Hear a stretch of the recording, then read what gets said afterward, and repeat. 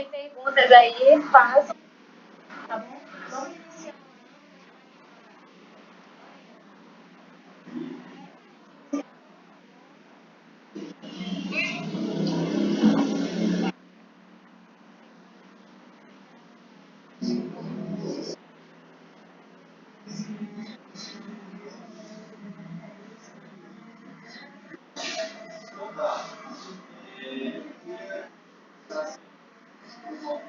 Meu Deus.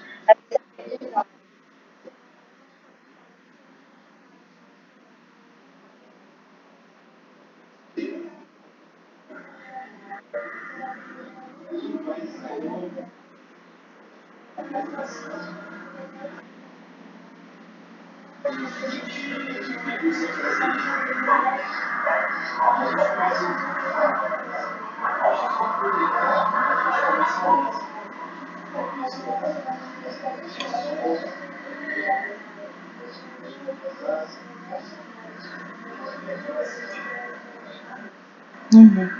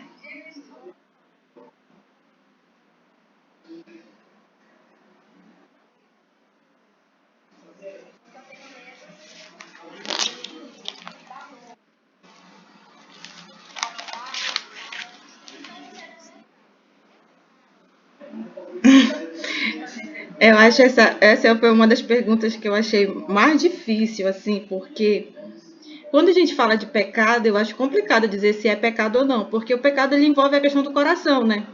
Da tua devoção a Deus e do teu relacionamento com Deus. Então eu acho que eu não posso dizer assim, é pecado ou não é. Mas eu tenho para dizer para essa pessoa que fez a pergunta, é para ela sondar o coração, porque quando a gente pensa em medo da dor, vamos dizer, a gente está pensando em si mesma, né? Então a gente está pensando no nosso bem-estar, no nosso, no nosso bem-estar mesmo, é uma questão de egoísmo, em outras palavras. Então, quando você diz assim, eu não quero ter filho por medo da dor, eu já sondaria o coração para ver se é o pecado ou não, né? Porque, como eu disse, eu acho que dizer que se é pecado ou não é uma questão de sondar o coração. Aí a pessoa diz assim, mas eu adotaria um filho, é um motivo tão nobre, né? Mas tem muitas mulheres que não querem ter filho com medo de mudar o corpo, ou com medo de morrer no parto, enfim. Então, o medo, ele é um sinal, assim, vou dizer que é um sinal de observação, da gente sondar o nosso coração para ver onde está Deus diante daquele medo e também para sondar o nosso coração diante da motivação. Quando a gente pensa em dor de parto, dor pós-parto, não tem como a gente não lembrar do castigo da mulher, né? De forma indireta, mesmo que tu não tenha filhos ainda, que vocês não tenham filhos, a gente sofre essas dores de parto, né? Todo mês, o ciclo menstrual, os nossos hormônios, tudo. Isso faz parte do nosso castigo como mulher. Então, eu acho que não tem muito como fugir disso, né? E outra coisa envolvendo a questão da dor é que Deus ele fala com a gente através da dor, né? Tem um texto do C.S. Lewis que ele diz assim, tipo assim, que Deus sussurra no prazer, mas na hora da dor ele grita aos nossos corações. Então, a dor é fato, não vou negar não, é muito ruim. Tanto a gestação, acho que tem duas aqui que estão grávidas. O processo de gestação não é, para algumas mulheres é bem tranquilo, mas para a maioria das mulheres é um processo bem doloroso. O parto é difícil, o pós-parto mais difícil ainda. Mas isso faz parte do nosso crescimento com Cristo, sabe? Eu penso assim. E, e também essa questão assim de adotar, né, que fala assim, eu não quero ter filho porque eu tenho medo da dor, eu vou adotar. Parece uma coisa tão nobre, tão legal, mas se dependendo da motivação, se não for legal, se não for uma motivação certa, pode se tornar um empecilho, né? Mas eu acho muito importante também, como a gente, como mulheres, né, como famílias cristãs, a gente pensar nessa questão da adoção, porque muitas mulheres elas vamos dizer assim, idolatram a maternidade, idolatram a gestação e, e pagam às vezes fortunas para tentar gerar um filho próprio, quanto tem muitas crianças que podem adotar, e a partir do momento que você adota uma criança, ele faz parte do filho da aliança, né? Faz parte da tua família e faz parte do filho da aliança. É uma alma que tu pode pastorear e, se for da vontade do Espírito Santo, ganhar para o Senhor. Então, essa questão da adoção também é uma coisa que a gente precisa pensar como famílias de Deus. É uma coisa que a gente sempre conversa aqui em casa, a gente tem vontade, mas o nosso sistema brasileiro é bem difícil e falta também um pouco não, bastante coragem.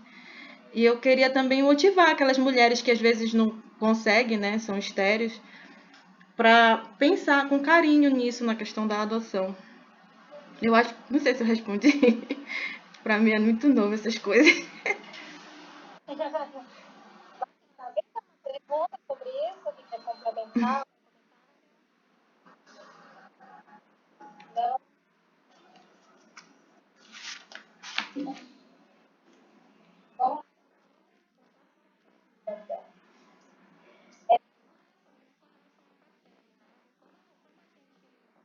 Como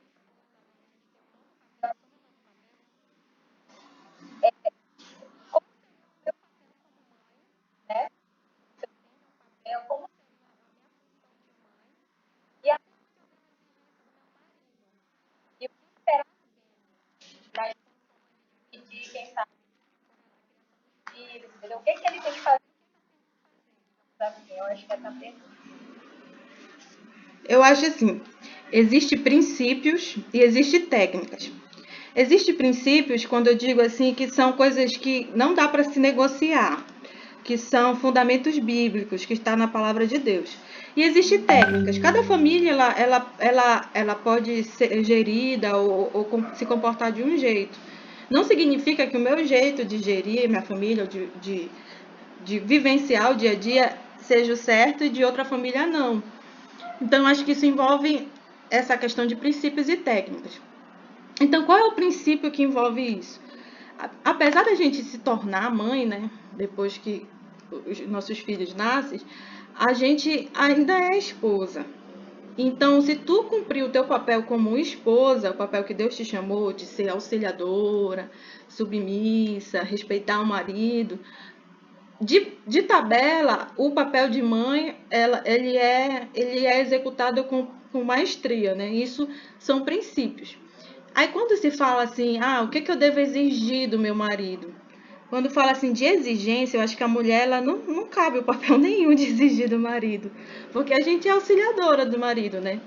O que a gente pode fazer é entrar em acordo, conversar, pensar no que cada um pode fazer no dia a dia. E é muito interessante se conversar isso antes, né? Antes da gestação, porque é natural, gente. Se vocês casaram com os maridos de vocês, vocês sabem como eles. A propensão que eles, como eles podem reagir a essa paternidade. E depois que o filho nasce, é muito interessante que eles se transformam também. A gente tem todo o processo da gestação, eles curtem assim, mas ainda não caiu tanta ficha, mas da feita que o bebê sai, parece que eles mudam totalmente. Então eu acho que essa questão do papéis é primeiro conversar e entender o papel como esposa. Se tu conseguir, que é difícil, né? Exercer teu papel como esposa, sendo auxiliadora, submissa, respeitar o teu marido, o papel de mãe, ele vem como tabela, né? Mas o que esperar então também do homem, né? Diante de tudo isso? O papel dele como esposo. Qual é o papel do homem? Ser o líder, ser o provedor, ser o protetor. Então, tudo que envolve a criação de filhos, tanto a disciplina, como os cuidados, como a instrução, ele vai passar por esses papéis, tipo, o homem, ele, se ele amar mesmo a esposa como Cristo amou, ele não vai deixar ela lavar dar banho na criança, trocar todas as fraldas, acordar à noite e se desdobrar e ele ficar lá só curtindo a parte boa. Se ele amar como Cristo amou, exercer o seu papel mesmo, há essa troca de papéis, há essa troca de cuidados e as coisas podem acontecer de forma fluida. Mas o principal mesmo é a gente entender o nosso papel como esposa e eles como maridos e tentar exercer agora como um novo ser aos nossos cuidados, que aí as coisas fluem. Sem tentar exigir, tu tem que fazer isso, tem que fazer aquilo, mas entrar em acordo, conversar um com o outro para que a gente possa é, é, exercer isso de forma harmônica, né? Eu penso assim.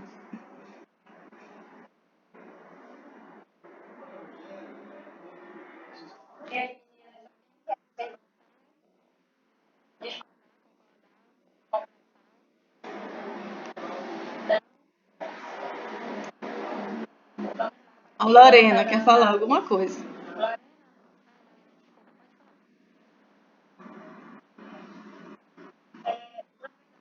Queria mais contribuir para essa questão do papel de esposa, né, de mãe, porque o que acontece no nosso meio secular, né, nós, nós recebemos tudo como se fosse um grande, né, muito conflito de olhos, porque é como se cuidar de si, cozinhar,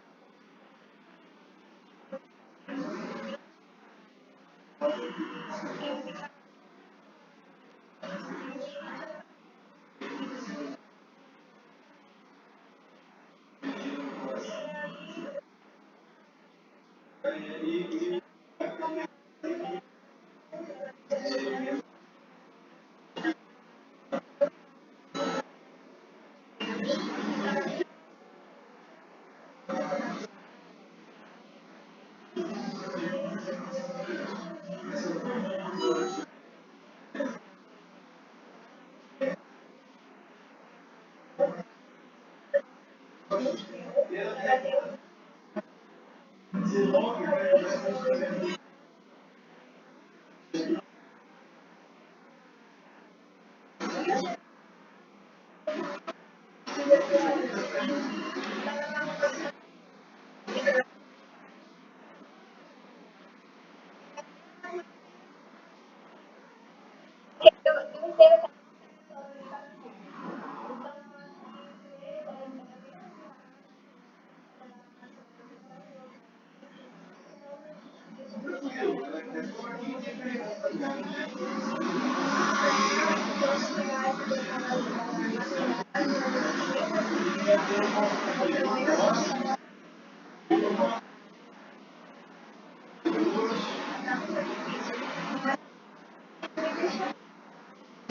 Dessas caras.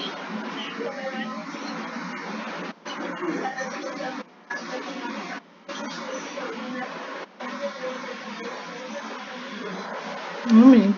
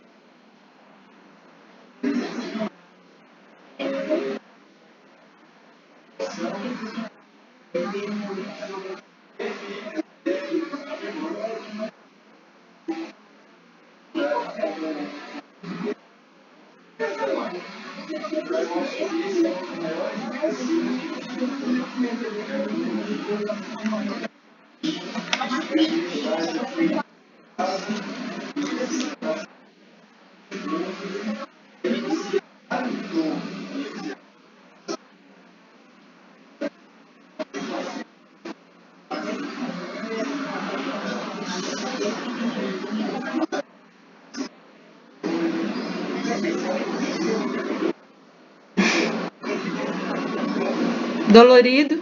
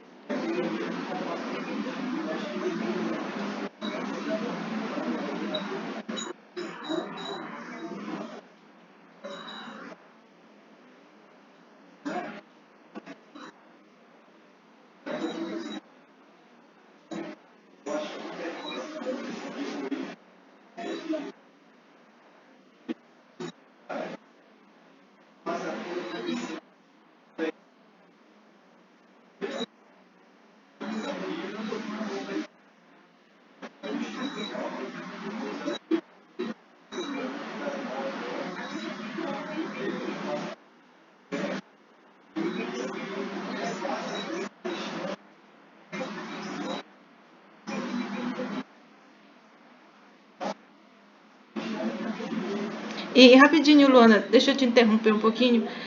E eu acho que a gente, como mulher, a gente tem que deixar também. Porque nós mulheres, a gente parece que tem mais técnica, tem mais jeito, a gente acaba estudando mais e tal. E quando o homem vem chegar e dar o banho, trocar a fralda, não, não é desse jeito, não sei o quê. A gente tem que deixar eles aprenderem, deixar eles construírem o conhecimento deles, porque depois vai ficar sobrecarregado só pra gente. Eu conheço muitas mães que fazem tudo, elas comem com os três filhos aqui, assim, e o cara lá fica lá comendo sozinho, porque ela não deixou ele fazer isso, é uma super mãe, aquela mãe leoa mesmo, então a gente também tem que deixar. Eu penso assim, desculpa se te interromper, senão eu ia esquecer.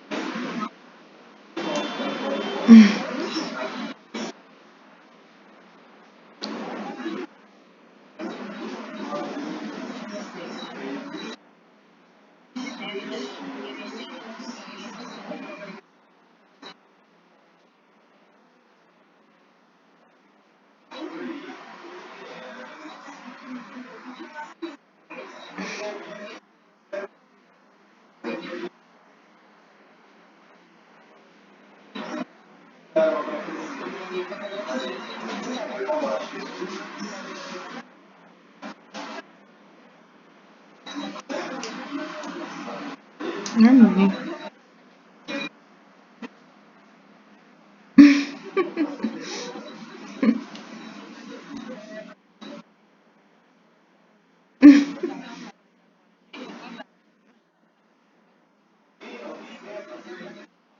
Que bom.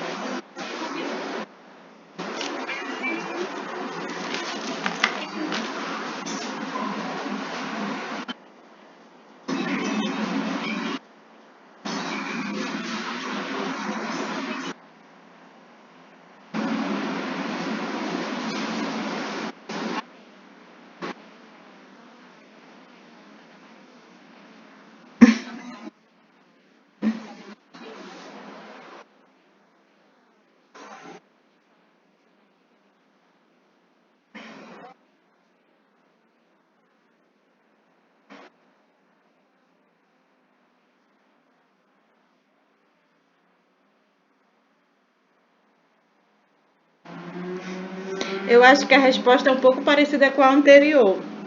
Como eu disse, eu não posso chegar aqui e dizer que a criança tem que dormir no seu quarto porque esse é o certo. Porque isso é uma técnica, isso não é um princípio. Eu acho que parte da gente entender o que é técnica e o que é princípio. Agora, o princípio básico é que o casal tem que ter a relação íntima do casal tem que ser privada, isso é um princípio. Então, nesse caso aí dessa pergunta, eu penso que o casal tem que conversar. Se está atrapalhando, então o casal precisa colocar a criança no quarto delas e tentar. Só que, gente, eu digo assim, tem que colocar no quarto delas e tentar ficar sozinho. Mas quando vocês tiverem filhos, vocês vão ver que o ideal e o real são bem distantes. As crianças, elas acordam à noite, querem mamar, a mãe fica cansada. E às vezes tem mãe que é apegada, que gosta mesmo de dormir com os filhos, porque acha que é uma fase que vai passar, enfim. Então, eu penso assim que existe muito o ideal. O ideal seria o certinho, assim, né? Cada um no seu quarto. Boa noite, meu filho, vou dormir na minha cama. Mas existe o real. Quando vocês tiverem os filhos, vocês vão ver que às vezes nem dá, não dá certo isso. Aqui em casa, eu vou contar um pouquinho da nossa experiência. A gente sempre pensou das crianças dormirem no quarto delas. Só que quando a gente teve o primeiro, pela inexperiência, né, a gente teve o Samuel, a gente sofreu muito, porque ele não dormia à noite. Ele acordava de 1 em 1 hora. Aí tu já pensou um casal que acabou de ter uma criança ficar acordando de 1 em 1 hora? A gente passava o dia estressadíssimo, sem sono. Aí a gente tinha um lema, foi aí que a gente engordou bastante, que a gente dizia que se a gente não dorme, a gente vai comer. A gente comia mesmo, pedia as pizzas e tudo. Então foi um período bem difícil e pra gente, porque a gente foi bem rígido nessa questão do Samuel dormir no quarto dele, na cama dele e tal. E hoje, depois de ter o terceiro, os três dormem no quarto, cada um na sua caminha. Eu percebo que a gente exagerou um pouco, sabe? Eu acho que isso era um princípio, a gente tratou isso como princípio, não como técnica. Então, esse casal que fez essa pergunta, a primeira coisa, eles precisam conversar. Se não está dando certo, se está incomodado, vamos separar, cada um no seu quarto. Agora, se para eles é aconchegante, é menos cansativo a criança dormir no quarto, o princípio é não ter relações na frente do bebê, né? Isso é básico. A casa tem outros cômodos, as crianças têm outros horários. Eu sempre brinco com os pais que eu conheço que dormem com filho, né? Aí eu digo, e aí? Eu pergunto mesmo, sou cara de pau, e aí, como é na hora de namorar? Aí eles dizem, eles vão pra escola. Ou então, na hora que eles dormem, a casa tem outros cômodos e tal. Então, são estratégias que o casal acaba aderindo. Então, eu penso que o princípio, a gente precisa ter bem claro que isso é um princípio fundamental na palavra de Deus, e a técnica a gente pode adaptar e também não se cobrar, porque às vezes a gente se cobra muito de ser os pais ideal, ter o sono ideal, e cada criança é de um jeito, né? A gente tem que aprender com elas. Eu penso dessa forma, não sei se alguém pensa diferente, se alguém quer contribuir sobre isso.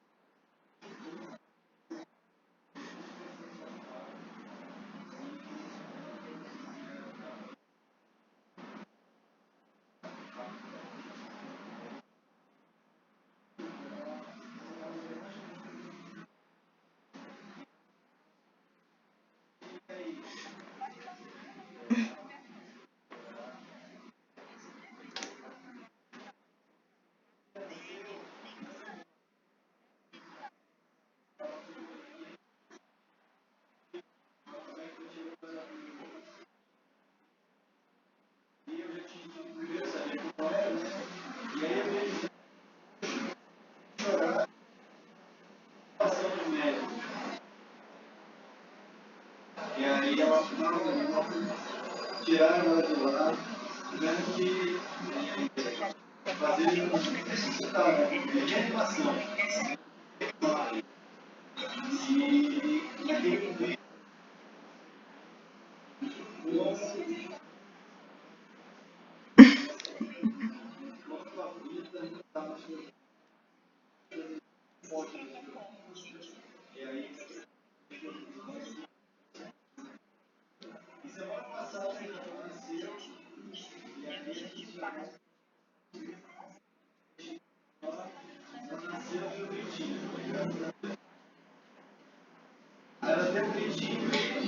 E assim, como a maioria não tem filho ou está grávida, né?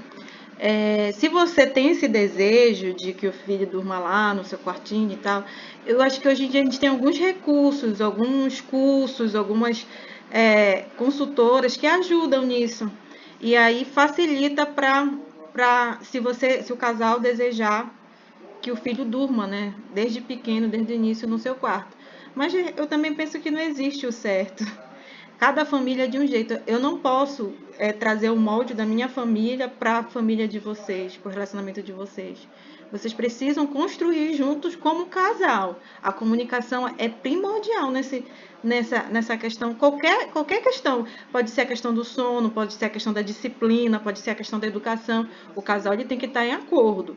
E aí, quando o casal está em acordo, as coisas podem fluir mais facilmente.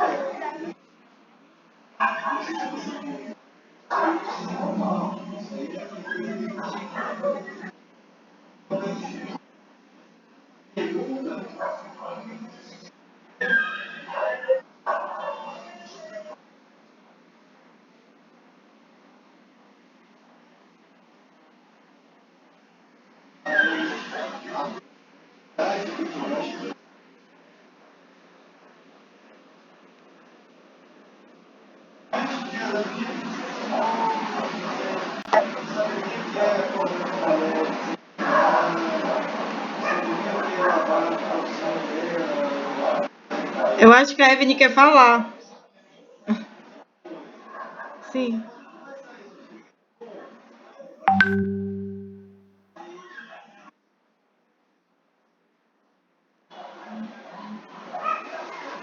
Porque eu penso,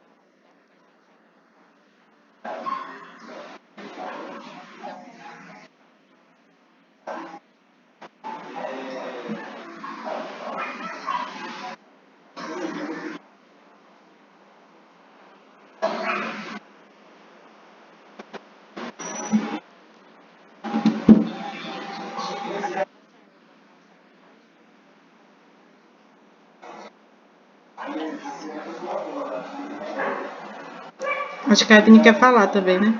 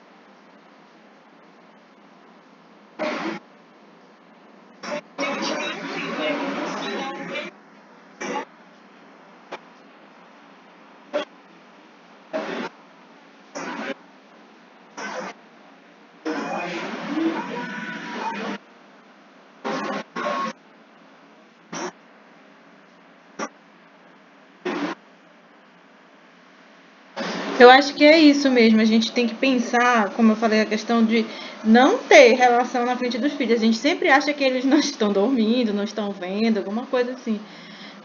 E ninguém sabe, né? Como a Ravine falou. Então, o ideal, mesmo que seja que o filho durma com você, o ideal é que você tenha esse cuidado. E eu digo para vocês que, assim como é cômodo que o filho durma com a gente, às vezes vai ser cômodo vocês terem a relação lá, porque a cama é confortável, né? A cama é do casal e tal. É o espaço do casal. Para ir para outro ambiente, tem que preparar o outro ambiente. Às vezes nem é confortável como é na cama. E às vezes o casal eles acham que não tem problema, ele não tá vendo, ele é muito bebê, ele não entende, alguma coisa assim. Então, dormir junto, não há problema nisso. Mas ter relação na frente dos filhos, os filhos dormindo ou não, há problema, entendeu? A gente precisa ter isso bem claro para poder gerir essa questão de uma forma que não cause traumas, né, na criança. Quando eu era professora, eu tinha vários alunos que dormiam com os pais que tinham a sexualidade precoce. E sempre quando um aluno tinha sexualidade precoce, a primeira coisa que eu perguntava, ele dorme com vocês? Aí o pai dizia, dorme, mas ele não vê nada. Aí era o primeiro ponto, todos os alunos que tinham a sexualidade precoce, eles dormiam com os pais. E aí os pais diziam isso. E aí eu não sei, pode ser coincidência ou não, né? Mas para mim já era um indício de um sinal alerta, assim, nesse sentido.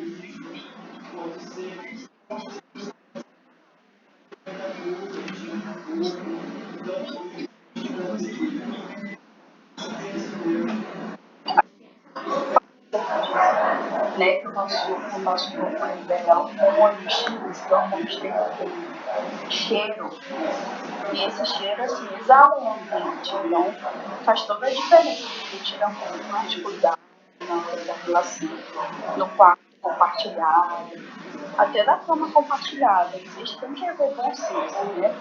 E aí na noite da com já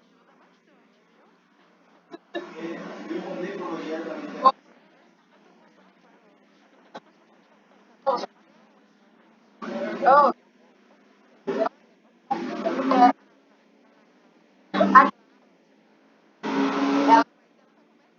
ela vai já preocupada, muito preocupada com a situação, não está preocupada de morrer, essas coisas, né? Então, não sei que quem já é mãe, se puder acalmar um pouquinho, toda ajuda é bem-vinda. É o primeiro? Tu vai tentar normal ou vai tentar cesárea? Vai fazer cesárea? Normal. Eu não tive experiência de normal, então quem teve aí. Eu nunca tive experiência de cesárea, não. Tive 2 experiências de parto normal. Compartilha aí com a irmã. Peraí, tá difícil deixar uma verdade pra boa. Só não conta muito a verdade pra não estimular. Não se preocupa. O primeiro filho de parto normal sempre é muito difícil, né? Eu acho que qualquer parto a gente tem que se preparar muito. Mas, assim, a minha experiência do meu primeiro parto não foi muito boa, né? Mas eu digo que o Pedro é um milagre na nossa vida. Mas o meu segundo parto foi maravilhoso. Acho que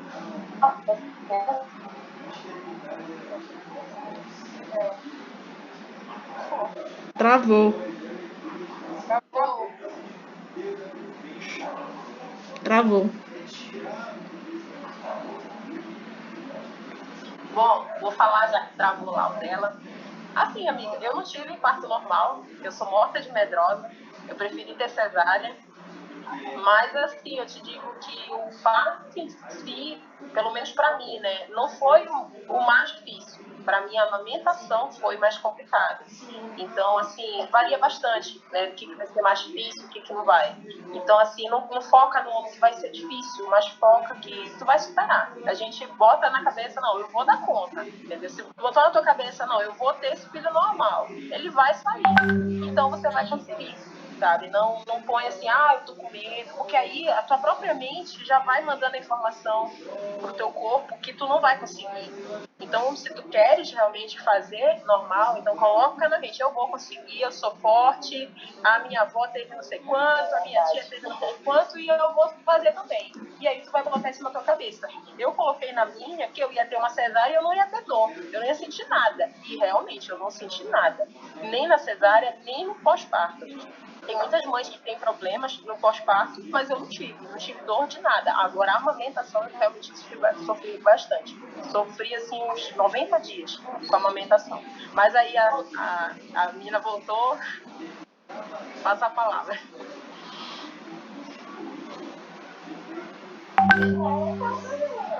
Voltou. Olha, vai lá, espião. Vanessa, fala lá, Vanessa, tua experiência. Volta, Vanessa. Vocês não estavam me ouvindo? Não, travou. Sim, o meu segundo parto, né, foi bem complicado, porque o meu bebê, na hora de sair, estava numa má posição. Mas é aquilo, vai, cada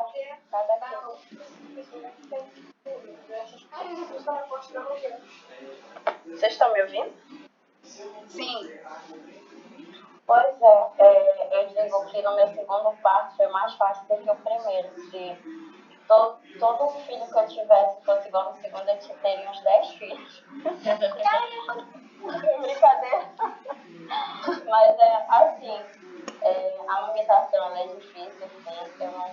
Eu não consigo explicar, além de um parto normal, né, uma contração, Eu acho que só quem passa mesmo pela situação consegue. Acho que ninguém que consegue um parto normal consegue explicar. Mas eu dizia assim, a parte mais difícil eu já passei, que foi colocar para fora. Então a amamentação para mim é fichinha. Mas tipo, cada fase é uma fase, é uma dor diferente, né? Que se for comparar, não, eu vou amamentar meu filho, isso daqui é essencial para ele. E muitas amigas minhas, com filho menos de um mês, já estão dando leite, né? Porque não aguenta. Mas é só confiar em Deus, no teu espírito de oração, que vai dar tudo certo. Acho que a Carol falou, botar na cabeça de que tu vai conseguir, porque tu realmente vai conseguir. E é isso. E eu queria ler sobre esse assunto Isaías 69, versículo 9. 66, versículo 9, a parte A, que diz assim: Farei eu abrir a madre e não nascer, diz o Senhor. Então, se o Senhor te deu esse bebê, ele vai terminar a obra, né? Então, fica tranquila, porque se a nossa vida está nas mãos de Deus, independente do que a gente não pode acrescentar nem um minuto na nossa vida.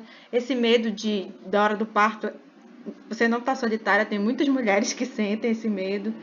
E a questão toda não é só confiar assim, eu vou conseguir e tal. É confiar no Senhor. É Ele que Ele que te fez gerar um fruto. E é Ele que, se for da vontade dele, Ele vai trazer à vida esse fruto. Então, é mesmo confiar nos planos de Deus. Porque é projeto dele. Confiar na mão do Senhor. Era isso. Meninas, eu vou dar uma fugidinha rapidinho aqui da sala. Eu vou para uma outra reunião. Já volto. Tá bom. Senti falta. Bom.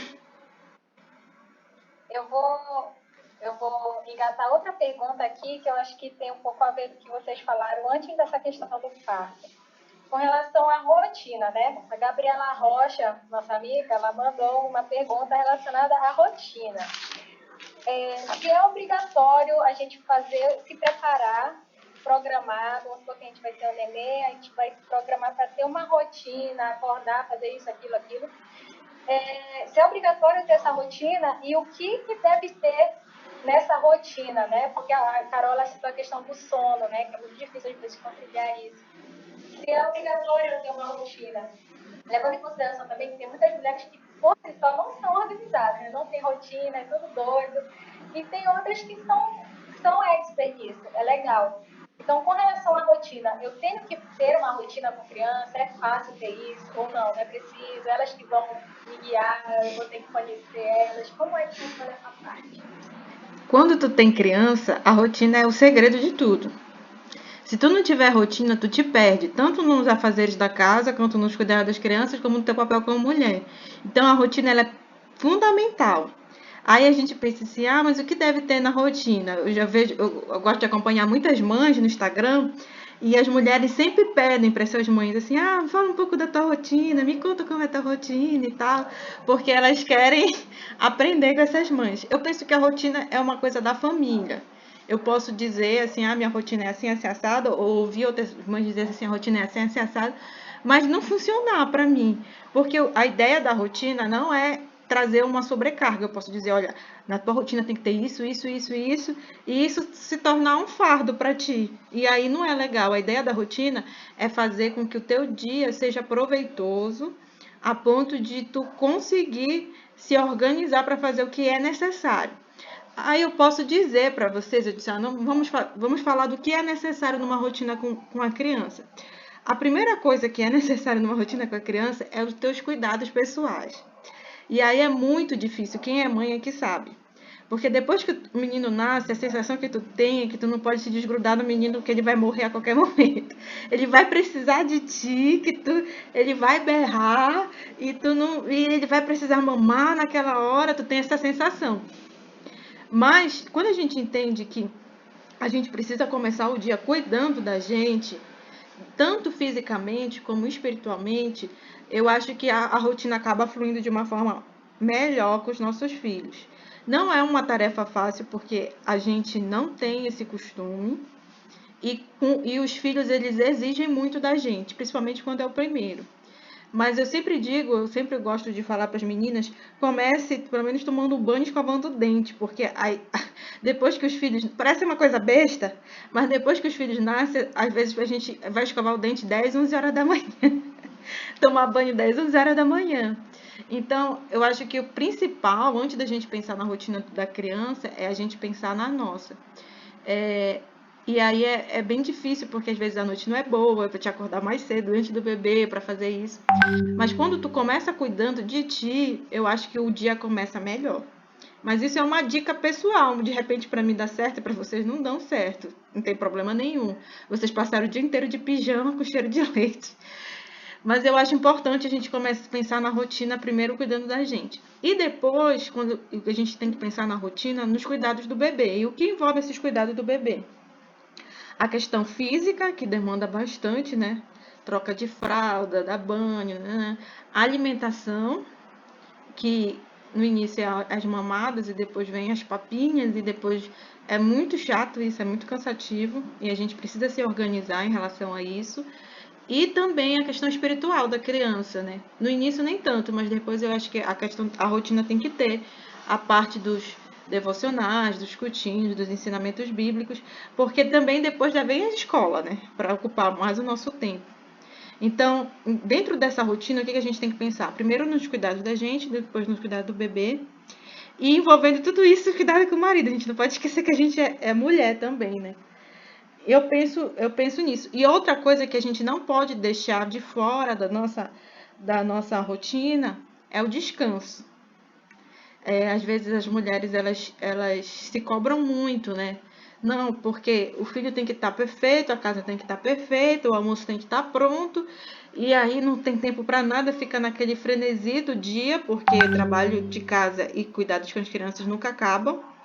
E aí não tem aquele momento do descanso, é quando chega no final do dia, tá super estafada, super cansada, e aí o relacionamento com o marido não flui, nada presta, a vida não presta. Então, dentro da minha rotina, eu sempre tento começar o dia tomando aquele banho, escovando meu dente e se possível, passando uma maquiagem básica para passar para mim me olhar no espelho e me achar aceitável.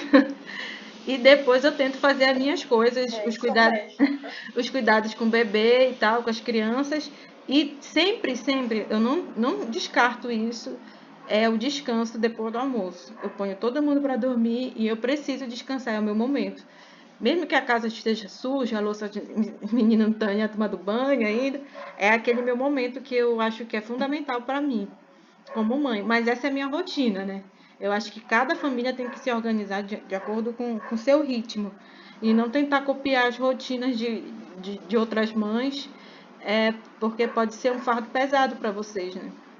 Eu penso assim.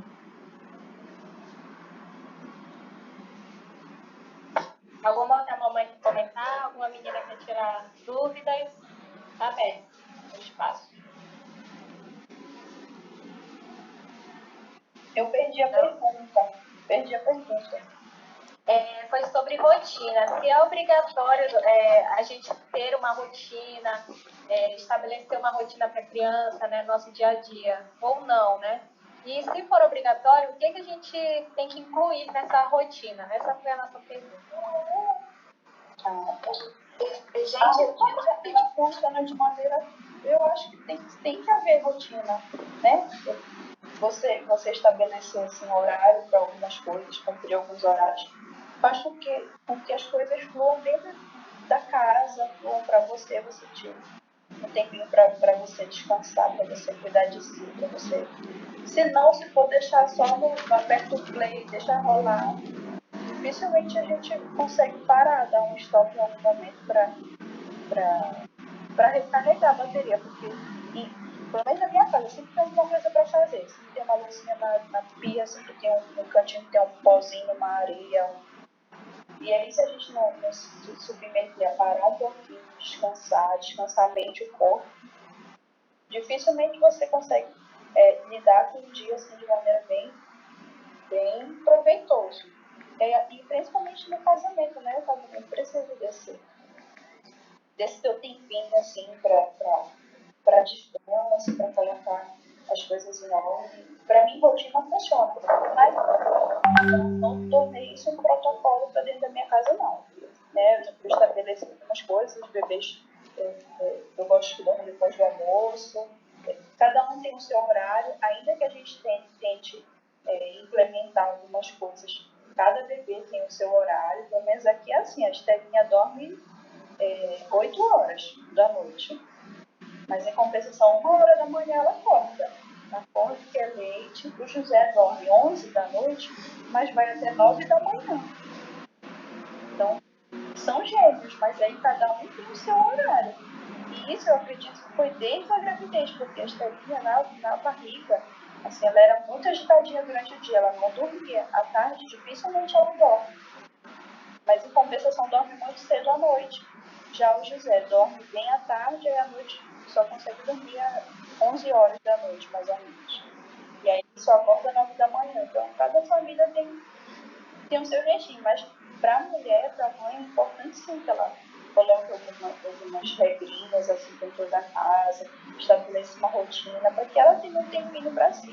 Eu lembro que teve uma célula que eu participei, eu estava ministrando com as meninas e o Marcelo estava ministrando com os meninos. Eu compartilhei na célula uma situação que aconteceu comigo.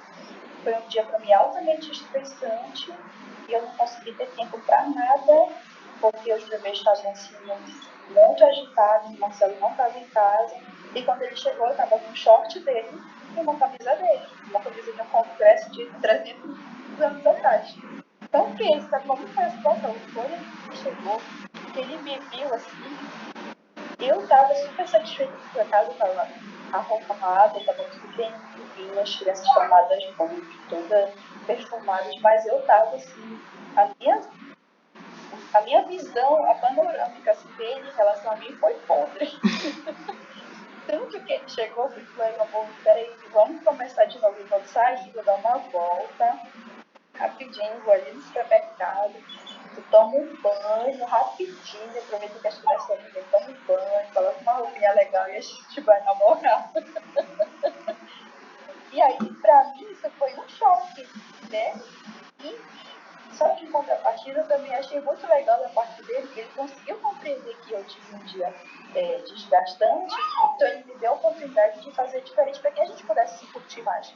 Porque ninguém merece, meninas, a gente estabeleceu uma rotina, a casa está limpinha, os filhos estão tomados banho, todos tomados banho, cheirosinhos, perfumados, e a mulher está numa situação que o marido não vai curtir, não é legal.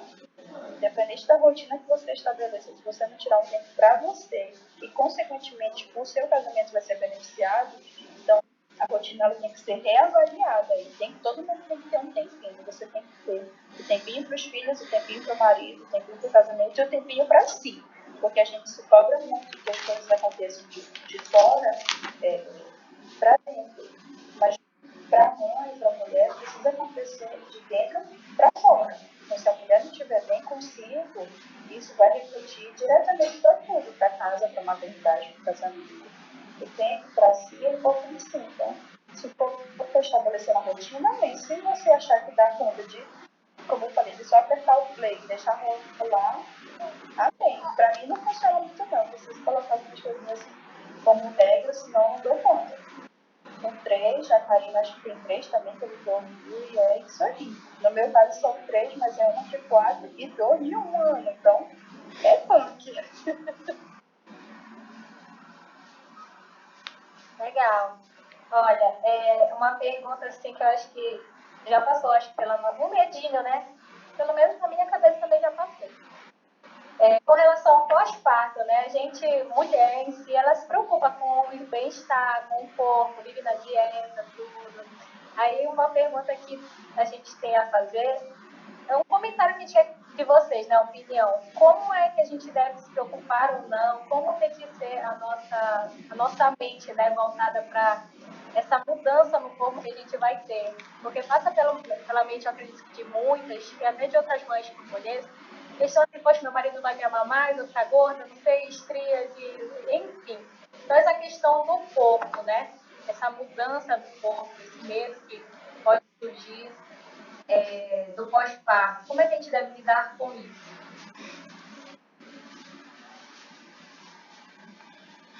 Eu tô vivendo isso aqui, né?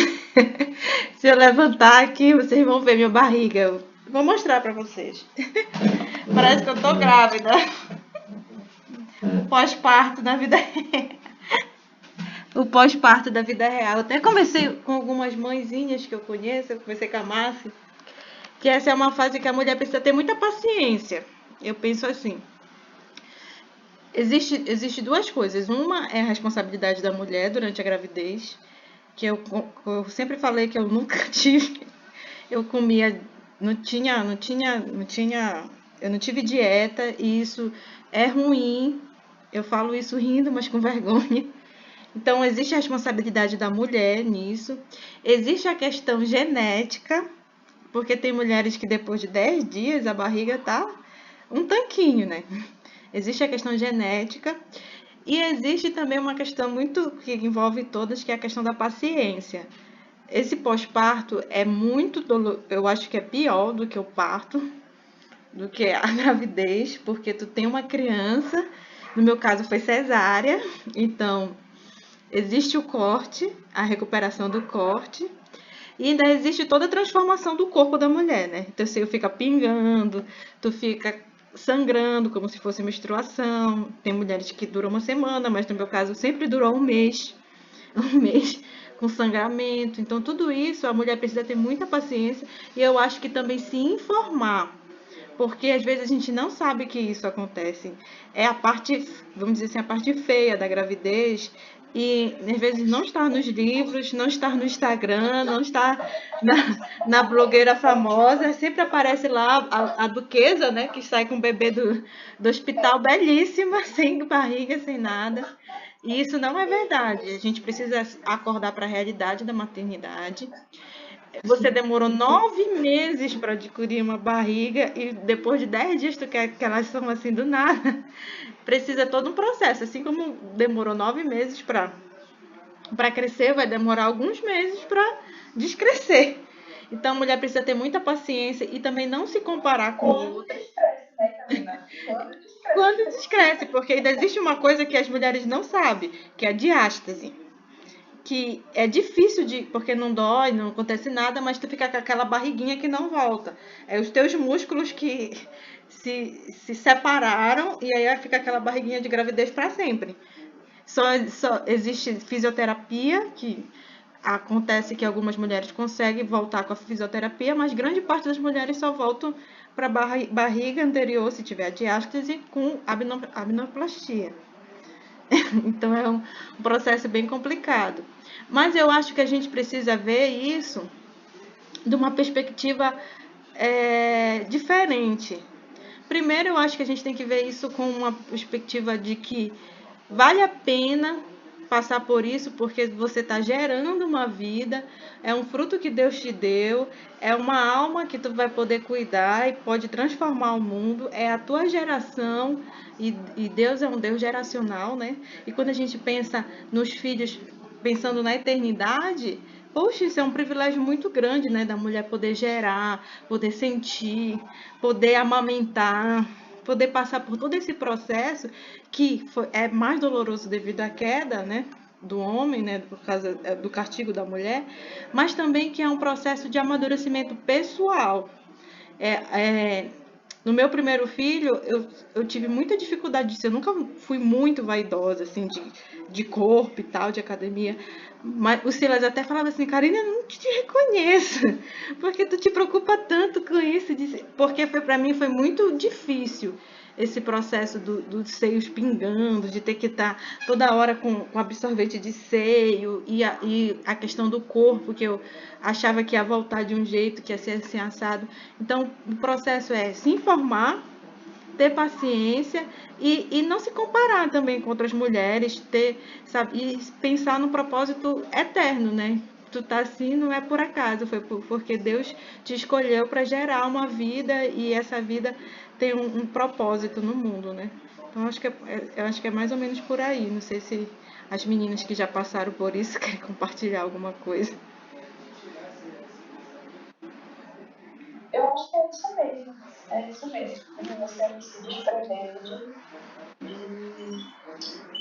de um estereótipo até que a sociedade também coloca, né? Quando a gente pensa na genética, a gente acha que a genética só é favorável para as famosas. Poxa, a genética só deu certo para quem é rico. A genética só deu certo para as famosas, para a riqueza, enfim.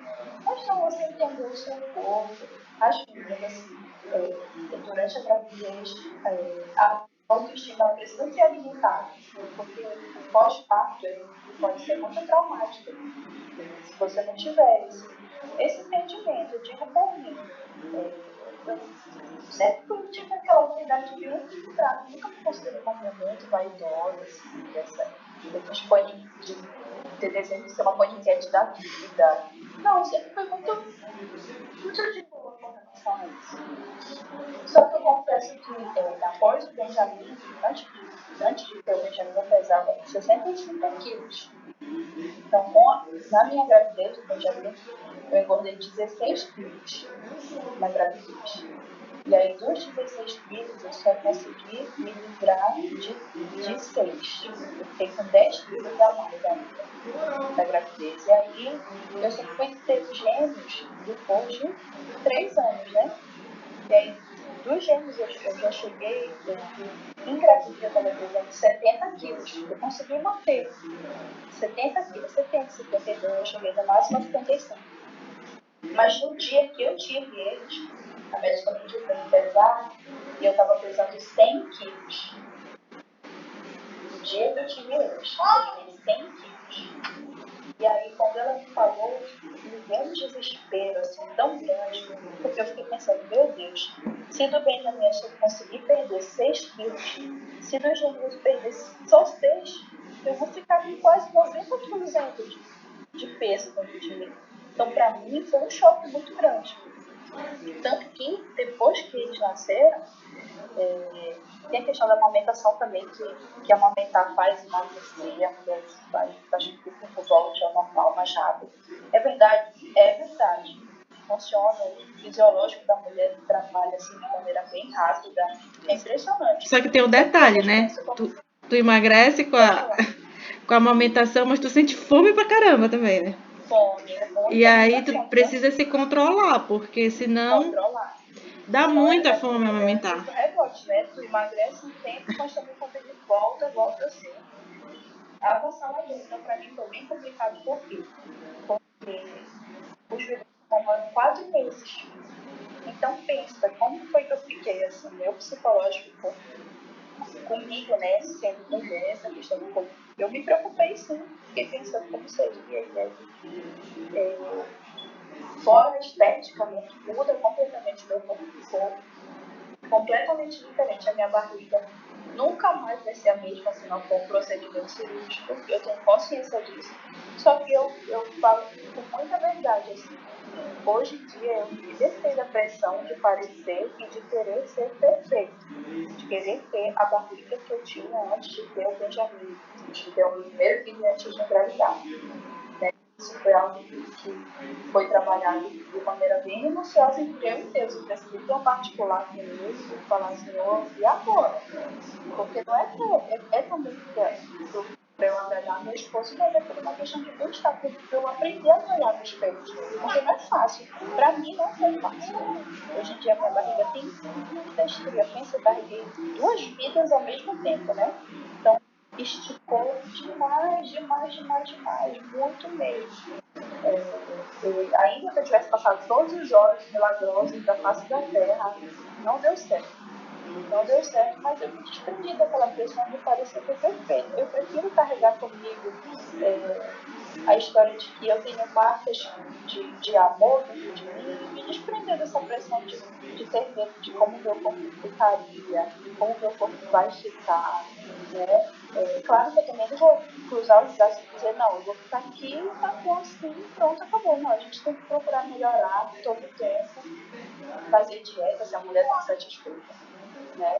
Eu conheço casos também de meninas que depois que tiveram filhos, decidiram relaxar para a vida mesmo. Olha, pronto, já tenho filho mesmo, acabou. vou ficar assim, se ele quiser, amém. Se ele não quiser, e não é bem assim.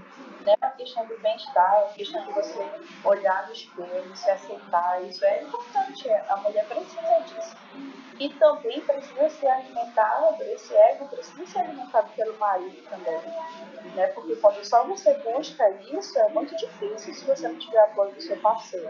Ele precisa ver com o mesmo olhar que você está vendo as marcas que você tem, as estrias novas que apareceram em você, né? Os quilos a mais que você tem agora. Por quê?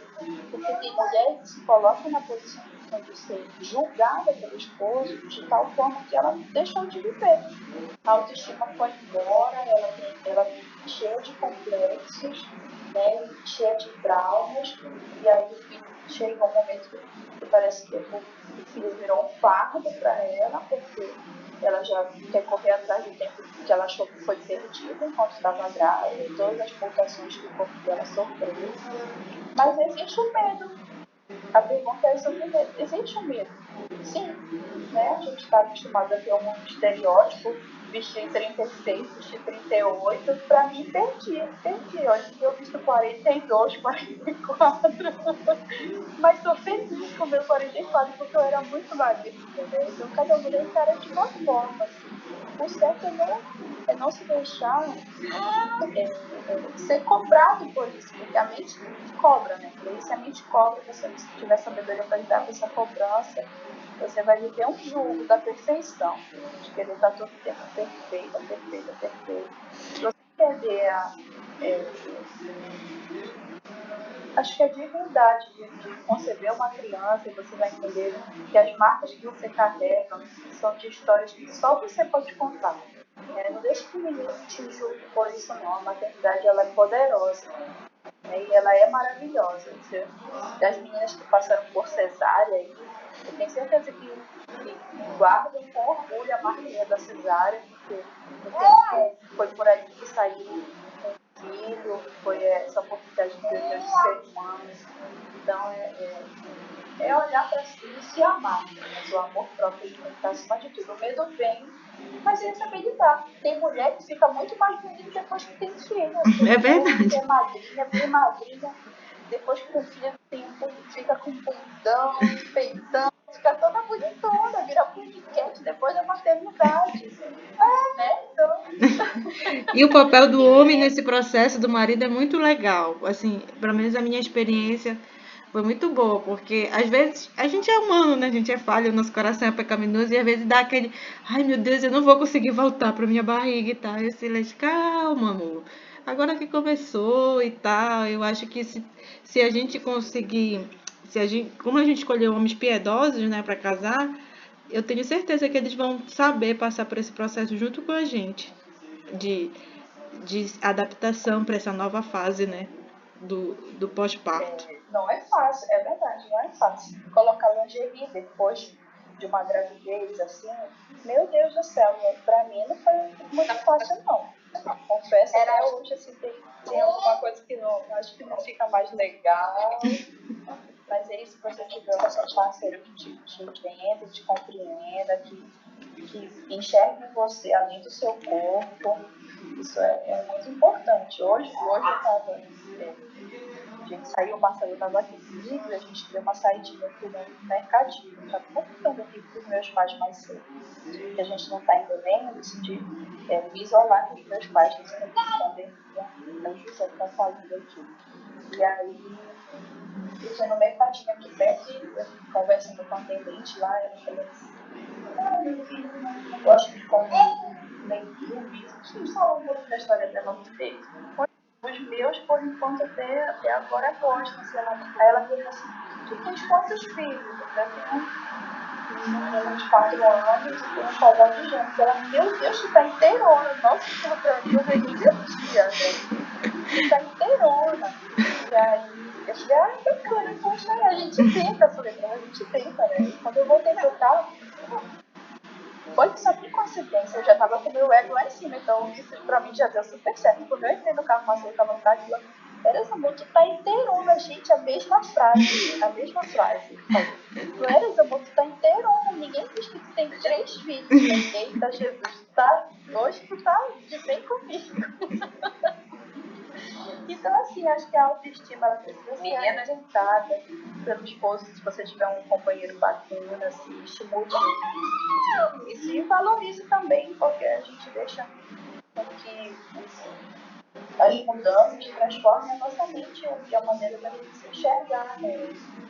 Não é dessa forma que a gente precisa viver. Se ame, dê valor às marcas que você carrega, e o teu olhar sobre o teu novo corpo vai ser diferente, sem dúvida. Legal. Quem quer falar? Meninas, mais uma coisa que assim, que vocês podem fazer, né, que dá muito medo realmente, né, eu tive muito medo. Quando eu engravidei, eu fiquei com muito medo, assim, de ficar feia, de ficar muito gorda. Eu tenho tendência a engordar. Então, depois que eu tive o Fernando, né, o pessoal fala assim, entra logo na cinta, né? Gente, depois de uma cesárea, a gente nem pensa em botar nenhuma calcinha apertada, que tirar uma cinta, né? Não tem condição. Então, assim, a barriga não volta. Agora, eu acho, assim, que a gente pode, sim, se cuidar na gestação, fazer uma gestação mais saudável. Hoje em dia existem exercícios para grávidas, né? Eu estou fazendo agora um programa Fitness em Casa, muito bom. E lá tem fitness para grávida. E eu fiquei assim, caramba, pena que isso não tinha na minha época, quando eu estava grávida, porque eu teria feito. Né? Eu fiquei uma grávida muito sedentária, isso não é bom. É bom que a gente faça um exercício, um pilates. É muito bom, eu falo que é muito bom. Isso tudo vai te ajudar, não só no parto, para quem quer ter normal, quanto no pós-parto, para quem tem cesárea, e para a recuperação, sabe? É muito bom, entendeu? Então, se você também se preparar com relação à sua saúde, em relação à sua alimentação, você vai ter um pós-parto melhor. Eu já vi muita gente que teve filho e, como a Luna falou, ficou até mais bonita. Porque realmente, porque é hormônio, né? É hormônio que a gente recebe, né? Hormônio feminino. Então, assim, você não precisa ter medo de ficar feia. As estrias podem acontecer? Podem não acontecer. Então, assim, é uma questão, assim, de se vier, amém. Se não vier, glória a Deus. Então, assim, não fiquem pensando, é certeza que eu vou ter muita estria, é certeza que eu vou ficar feia. Não. Tem coisas que não fica feio, sabe? Tem coisas que voltam. Olha, o pessoal dizia, por exemplo, minha mãe fala que aquela linha negra, né? A linha que forma na barriga dela, ela disse que demorou muito tempo para sair. Até hoje ela ainda tem muitas da linha dela. E a minha não, a minha já saiu. Então, assim, eu nunca mais vai sair do meu corpo, vou ficar feio o resto da vida. Não vai. Então, assim, façam exercícios, se cuidem antes, né? Tanto em relação a vitaminas. Eu vejo muita mulher que engravida, nunca tomou uma vitamina. Vai tomando vitaminas. Mas eu não tô pensando em ficar grávida, mas faz bem para a saúde. Então, assim, vão tomando vitamina, vão se cuidando, vão fazendo exercício. Porque quando vier a gravidez, não vai ser um processo doloroso, não vai ser um processo difícil, né? E vocês vão superar. E como as meninas falaram, né? Não precisa repetir. São marcas, né? São marcas de uma realidade muito boa. Então, assim, são coisas que a gente não tem que encarar como acabou minha vida. Não, gente, não é assim. Na verdade, eu digo pra vocês, eu nem fico olhando. Eu não fico olhando, entendeu? Então, assim, tem coisas que tá aqui, eu sei que tá aqui, eu sei que tem uma estria aqui, eu sei que a barriguinha não tá lá, mas tá lá Coca-Cola, mas não é uma coisa que você precisa ficar assim, pronto, acabou, não vou entrar mais no vestido. Não, você vai entrar, bota uma cinta, você vai superando. Fecha a boca também, é importante, sabe? Não comer demais na gravidez nem no pós. Ter esse cuidado, não comer muito, né, Karina? A Karina falava que ela comia muita pizza. Então, isso aí tem que ter cuidado. Pra realmente não ficar muito gordo, pra não acabar, assim, baixando a autoestima. Porque, às vezes, gente, não é assim, questão de aceitar, não é isso. Mas a nossa autoestima, sabe? É muito difícil a pessoa que vestia, digamos, 40, pegar a mesma calça diante da gravidez e tentar vestir a calça no passa do joelho. Isso é terrível. Isso aconteceu comigo no início, eu quase chorei, entendeu? Então, assim, nenhuma das minhas calças deram em mim, nenhum dos meus vestidos deram em mim. Então, assim, eu fiquei muito triste. Eu falei, não vou aceitar, assim, essa condição. Eu vou emagrecer, eu vou me cuidar, né, pela minha saúde. Não pelo estético, não só pelo coisa, assim, né, pelo olhar, mas pela minha saúde, para me sentir bem também. Então, assim, é importante isso, se cuidar. Legal. Oi, pode falar, Paulo. Pergunta. Boa noite, a paz. Vai, Davi. Bom, a minha pergunta não tem nada a ver com essa parte de estética, de corpo, mas tem a ver com um ponto muito importante. Assim, eu não sei, para as mamães principalmente, né? A questão do medo de... Porque assim, muito sinceramente, eu tenho muito medo de não amar meu filho. Por quê?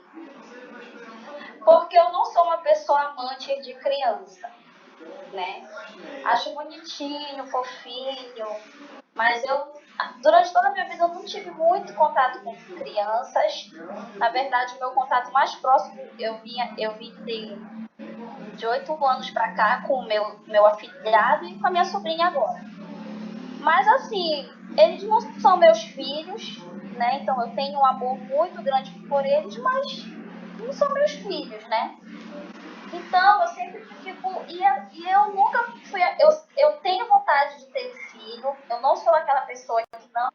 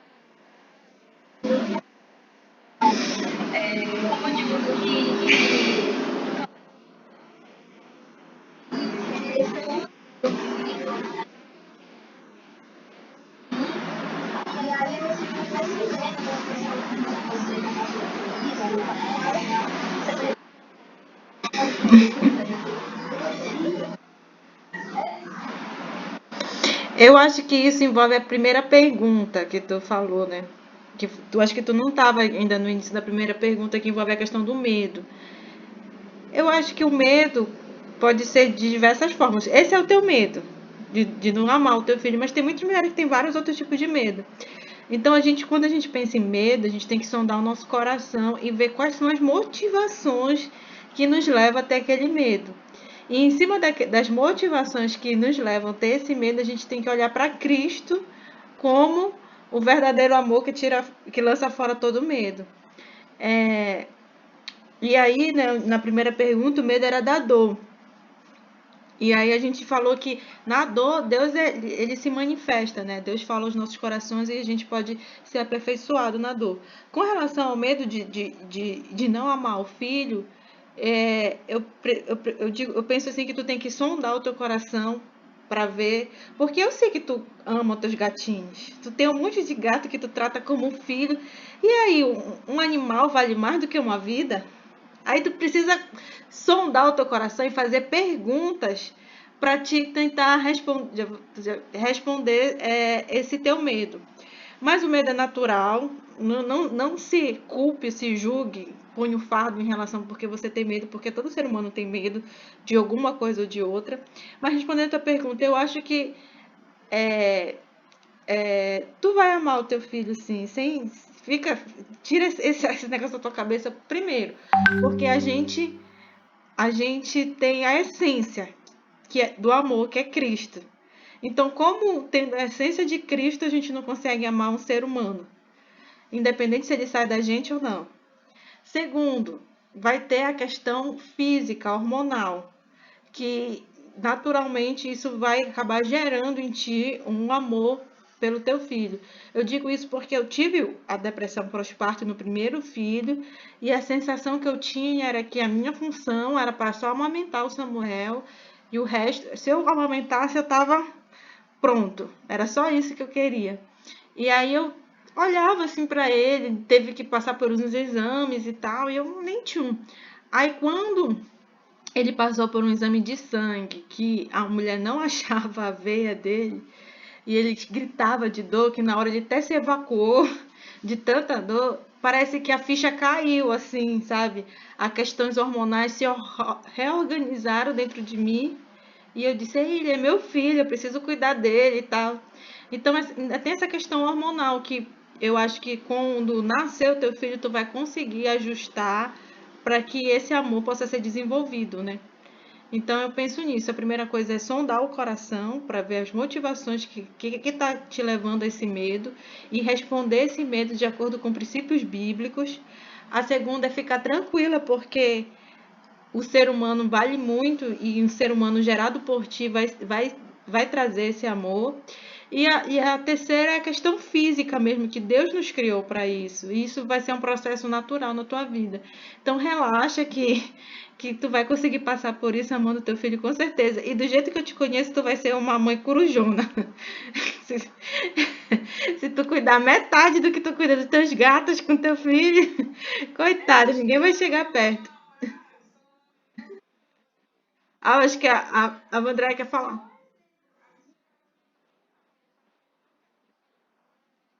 Oh,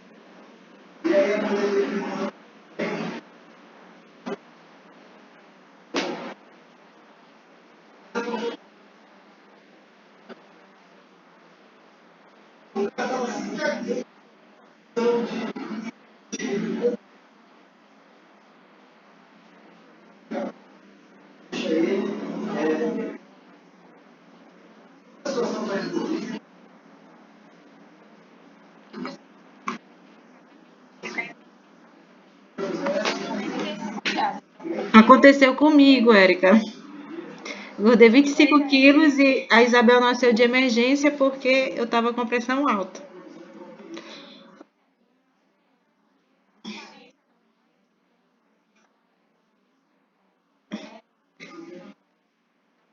Fica bem inchada, né?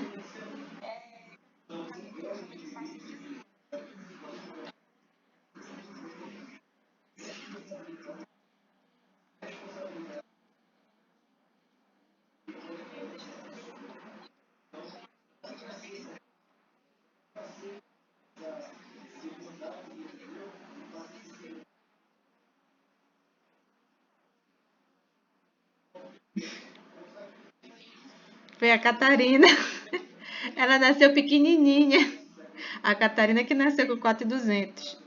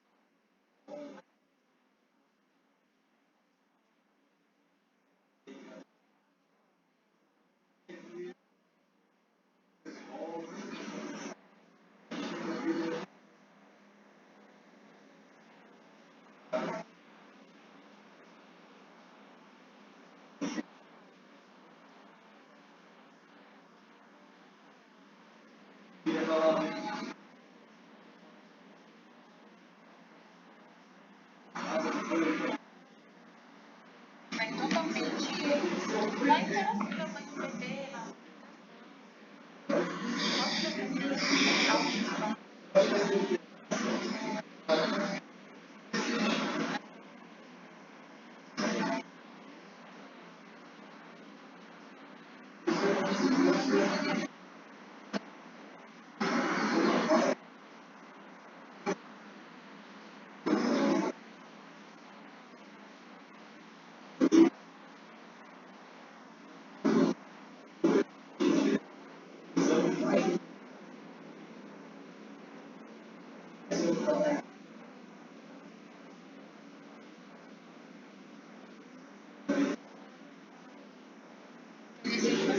tão diferente que é.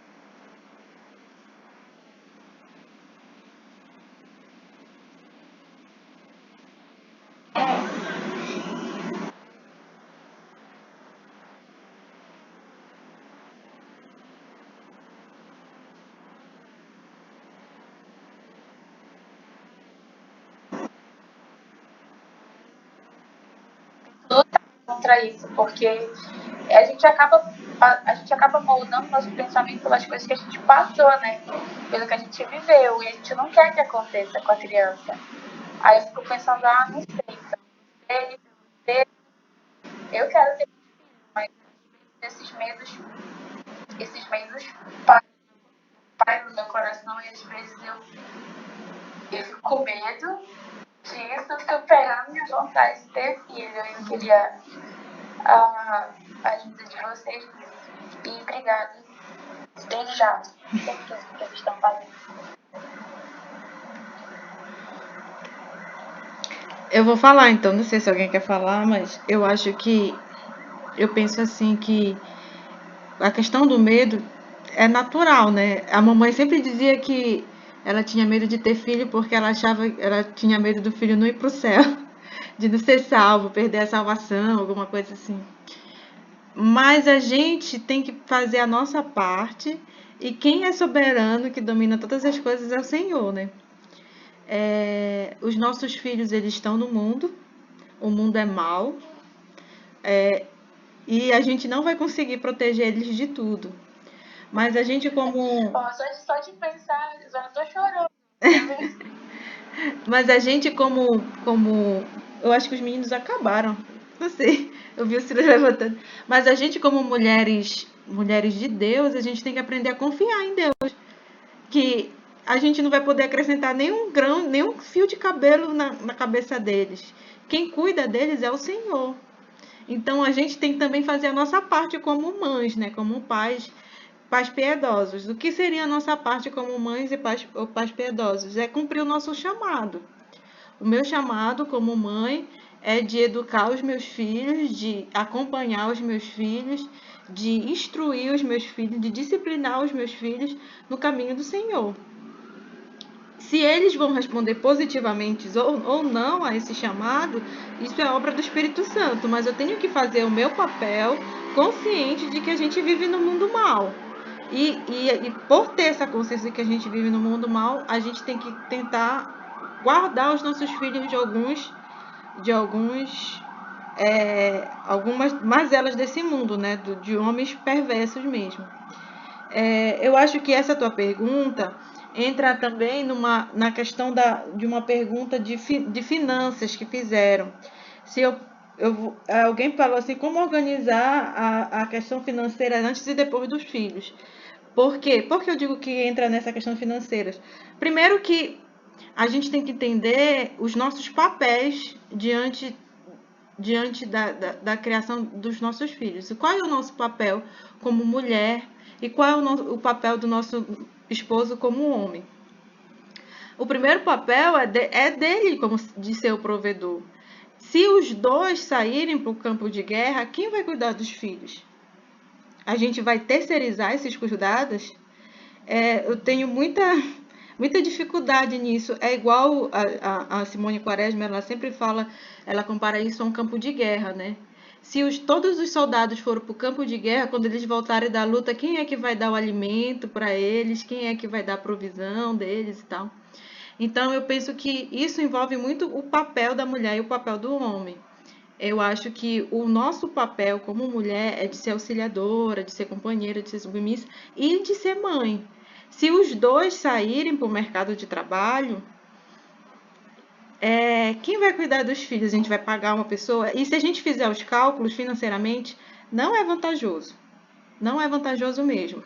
Porque você vai pagar uma babá e essa babá vai comer na tua casa, ela vai ter despesas financeiras na tua casa, ela vai fazer as coisas de acordo com o que tu não gosta. E a gente sendo mãe, a gente perde a paciência com o nosso filho, a gente tem preguiça às vezes de instruir eles. Tu acha que a babá vai se desgastar para fazer isso? Ah, não, vou deixar com a vovó. A vovó vai fazer tudo que o teu filho vai querer e vai voltar super mimado de lá. Eu digo isso com tranquilidade porque os meus filhos vão passar umas horinhas na casa dos avós, quando voltam chegam cheios de mania.